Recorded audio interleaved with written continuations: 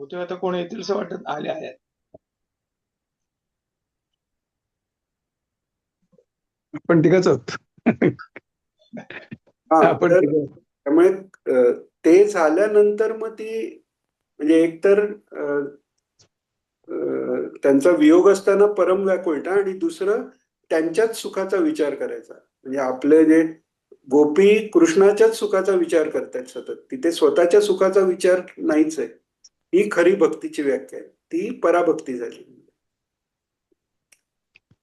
ते कर्म केल्याशिवाय भक्ती होणार नाही. तर कर्म ही थोडक्यात भक्तीच आहे पहिलं तर, कर्म भक्ती आहे, सुरुवातीची भक्ती आहे. एकमेकावर डिपेंडेंट आहे दोन्ही.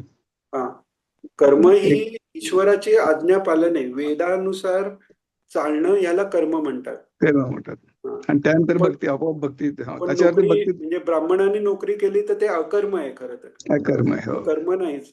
आपण काहीही करतो त्याला कर्म म्हणतो तसं नाहीये. नाही. शास्त्रात सांगितलंय तस्मात शास्त्रम प्रमाणम ते कार्याकार्य व्यवस्थित म्हणतात 16व्या अध्यायात. हम्म. तर त्याप्रमाणे वागणं ही ईश्वराची आज्ञा पालन करणं म्हणजे दास्य भक्तीच आहे ती. दास्य भक्ती. किंवा त्याला आवडते ते मी करणं म्हणजे सख्य मधुर सगळ्या भक्तीत तो भाग येतो. बरोबर बरोबर. चालेल चालेल. थांबायचं. गुरुदेव. हो, थांबूयात. गुरुदेव दत्त.